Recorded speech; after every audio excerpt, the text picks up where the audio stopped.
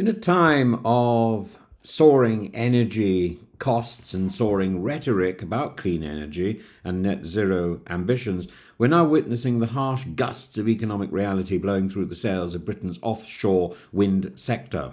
And no one feels the chill more than Ed Miliband, Labour's Secretary of State for Energy, Security and Net Zero. And today, this is a story of ambition and attrition, and Ørsted's Hornsea 4, the largest offshore wind farm that's never been built and that was being developed by a Danish firm, Ørsted. Hornsea 4 was meant to be the crown jewel of Britain's green revolution, the 2.4 gigawatts of clean power from the tempestuous North Sea, enough to light over 1 million homes, we're told. And Ørsted, the Danish energy titan and poster child of wind innovation, won a government contract last year guaranteeing a fixed price of 58.87 per megawatt hour. Yet just months later, Ørsted has now slammed on the brakes and the company has pulled out, cancelled contracts and now absorbing up to £513 million in break costs. Why? The answer? Inflation, supply chain chaos and rising interest rates that have made the entire project, quote them, no longer value creating. In short, the economics no longer stack up.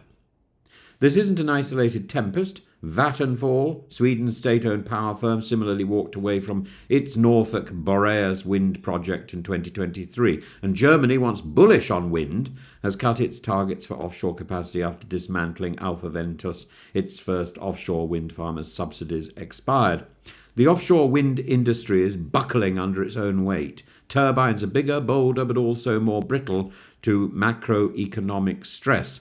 From steel tariffs and gearbox failures to wake effects where new turbines steal wind from older ones, developers are battling physics and finances in equal measure. The once romanticised image of wind energy has matured into an expensive engineering marathon requiring high-stakes investment with increasingly marginal returns.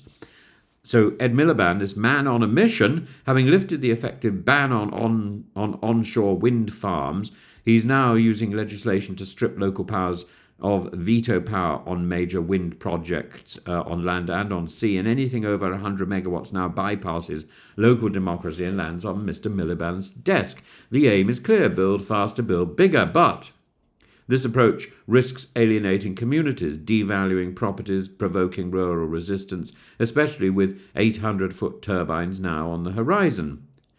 Moreover, the central irony is cruel. While Miliband pushes to quadruple wind capacity by 2030, Europe's largest wind developer has just walked away with his most iconic project.